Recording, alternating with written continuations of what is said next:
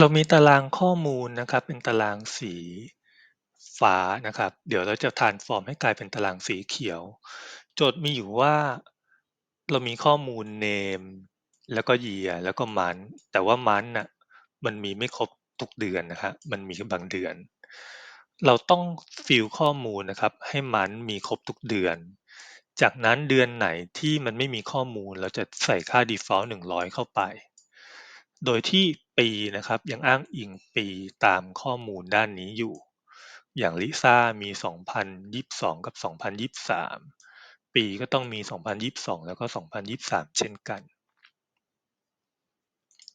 ก่อนอื่นนะครับเราจะเอาข้อมูลเข้าไปใน Query ก่อนผมกด Data แล้วก็ From Table ไอเดียที่เราจะทำนะครับก็คือเดี๋ยวเราจะ Group by Name กับ Year นะครับ มันก็จะได้ค่าที่ไม่ซ้ำของ name กับ year 2คอลัมน์นี้ไอเดียที่เราจะทำนะครับเดี๋ยวเราจะ group by โดยที่จะ group by name กับ year จากนั้นเราก็จะรันคอลัมน์มันนะครับให้เป็น1ถึง12ซ้ำไปเรื่อยๆของแต่ละปีเราก็จะได้ข้อมูลตั้งต้นขึ้นมาซึ่งมี3คอลัมน์ก็คือมี name year แล้วก็ month ตั้งแต่เดือน1ถึง12จากนั้นเราค่อยเอามา merge กับ query เก่านะครับเราก็จะได้เซลล์ตามต้องการผมเริ่มจากการเลือก name และ year แล้วก็ผมไปที่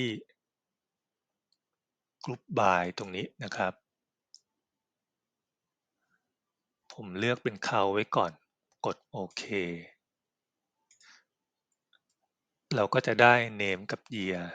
ตามข้อมูลที่มีอยู่ทีนี้สิ่งที่ต้องแก้ก็คือคอลัมน์นี้นะครับเราต้องแก้ให้กลายเป็น running number ของมัน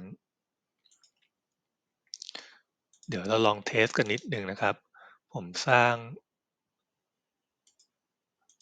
new step แล้วกันผมมาที่นี้นะครับผมสร้างเป็น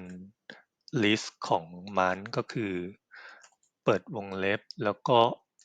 1ถึง12นะครับปิดวงเล็บเราก็จะได้ list ของออกมาเรียงเบอร์1ถึง12นะครับจากนั้นเรา convert เป็น table กดตรงนี้ได้เลยกดโอเค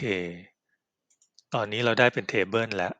แต่ว่าสิ่งที่เกิดขึ้นฝั่งนี้นะครับมันเกิดสเต็ปขึ้นมา2สเต็ปก็คือสเต็ปแรกตรงนี้ที่เราสั่งเอา1ถึง12แล้วก็สเต็ปนี้ก็คือที่เรา convert เป็น table แต่เราไม่อยากได้2สเต็ปเราอยากได้แค่สเต็ปเดียวนะครับวิธีทำเดี๋ยวผมจะ copy สูตรนี้ออกมานะครับผมกด Ctrl C แล้วไปที่ Custom 1ตรงนี้ผมแปะลงไปตัวอ้างอิงนะครับที่ ที่ convert to table นะครับสูตรเนี้ยมันอ้างอิง table ชื่อ custom 1ซึ่งคือ table นี้และใน custom 1มันมีข้อมูลอันนี้อยู่ดังนั้นผมจะเอาข้อมูลเนี้ยยัดใส่ตรงนี้ตรงๆเลยผม copy ก้อนนี้ออกมาแล้วก็ผม replace custom 1แบบนี้เลยแล้วก็ลบข้างบนนี้ทิ้งกด enter เราก็จะได้ตารางที่มีคอลัมน์ชื่อคอลัมน์1แล้วก็สเต็ปนี้เราไม่ใช้แล้วนะครับ convert to table เราลบได้เลยแล้วก็คอลัมน์1นะครับผมอยากได้เป็นชื่อมันผมเปลี่ยนเป็นมันแต่ว่าพอเปลี่ยนปุ๊บ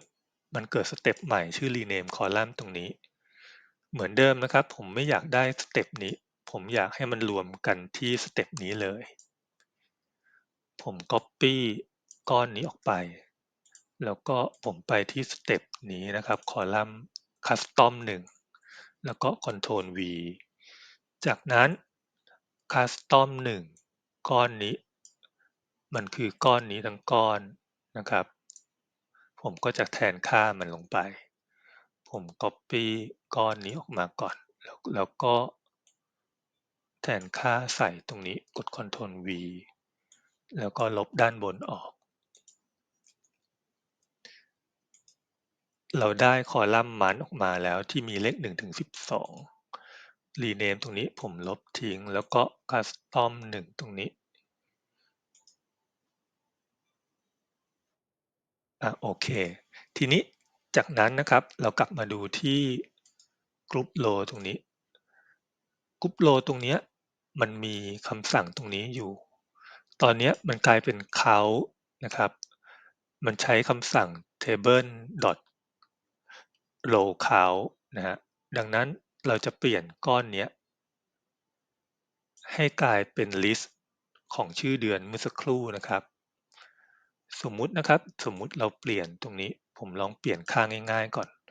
ผมใส่เลข1ลงไปนะฮะ enter ค่ามันจะกลายเป็น1ถ้าผมใส่ a ลงไปค่ามันก็จะกลายเป็น a ดังนั้นถ้าเราใส่ก้อนนี้ลงไปทั้งก้อนค่ามันก็จะกลายเป็นเทเบิลชื่อมันผมกลับไปที่ Group Row นะครับผม Copy มาแล้วแล้วก็ผมกด Repaste ไปเลยแล้วก็ Enter แล้วก็ผมเปลี่ยนชื่อคอลัมน์นี้เป็นมันกด Enter นี่ครับเราได้มันมาแล้วตารางเดือน1ถึง12จากนั้นเรา expand ได้เลยตรงนี้นะฮะ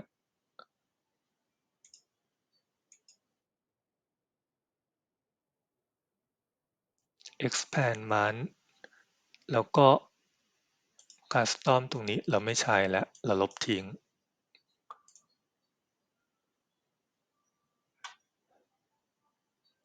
ตอน expand มามันพยายามเปลี่ยนชื่อให้กลายเป็นมันหนึ่งเราไม่อยากเปลี่ยนชื่อนะครับเราลบก้อนนี้ทิ้งได้โอเคตอนนี้เราได้ตารางของเราแล้วที่เราต้องการจากนั้นเราจะไปเมิร์กับสเต็ปชื่อซอสตรงนี้นะฮะเราก็จะได้ค่าตัวเลขมันออกมาเป็นอีกคอลัมน์หนึ่งผมจะไปเมิร์นะครับไปที่ Home แล้วก็ Merge Query ผมเลือก Table 1ไปก่อนเวลา Merge ต้องอ้างอิงทุกคอลัมน์นะครับผมกดอ้างอิงทุกคอลัมน์เลยแล้วก็โอเคคำสั่งของมันนะครับตอนนี้มันบอกว่ามัน Merge ตารางชื่อ expand month เป็นตารางที่1โดยใช้คอลัมน์อ้างอิง3คอลัมน์แล้วก็ตารางที่2มันก็เป็น expand month ตัวมันเองแล้วก็ใช้คอลัมน์อ้างอิง3คอลัมน์แล้วก็คอลัมน์ใหม่ที่มันสร้างขึ้นมาก็คือชื่อ expand month นะฮะก็คือตรงนี้ expand month อยู่ตรงนี้ดังนั้นเดี๋ยวเราจะเปลี่ยนนะครับไปอ้างอิงที่ source แทนดังนั้นก้อนเนี้ยเราจะเปลี่ยนเป็นชื่อ source ตรงนี้นะครับผมกลับมาตรงนี้นะครับผมแก้ตรงนี้เลยให้เปลี่ยนเป็นตารางชื่อ source แทนแล้วก็ enter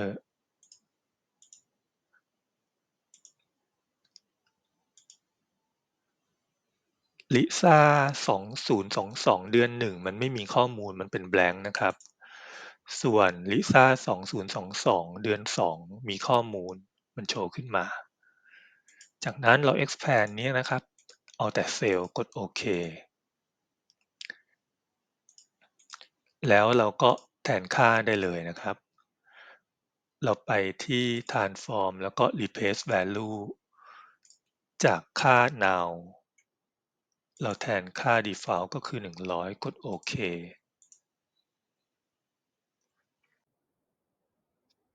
ตอนนี้ชื่อปีมันไม่เรียงกันนะครับสังเกตว่ามันมี2022ตรงนี้แล้วกลายเป็น23แล้วก็เป็น22อีกแล้วก็เดือนก็ไม่เรียงกันนะฮะสังเกตว่า1 2แล้วไป5 3 7ดังนั้นเรามาซอร์ตกันอีกรอบหนึ่งนะครับผมซอร์ตที่ name ก่อนแล้วก็ซอร์ส year แล้วก็ซอร์ส month ตอนนี้ข้อมูลเรียงแล้วนะครับปี2021แล้วก็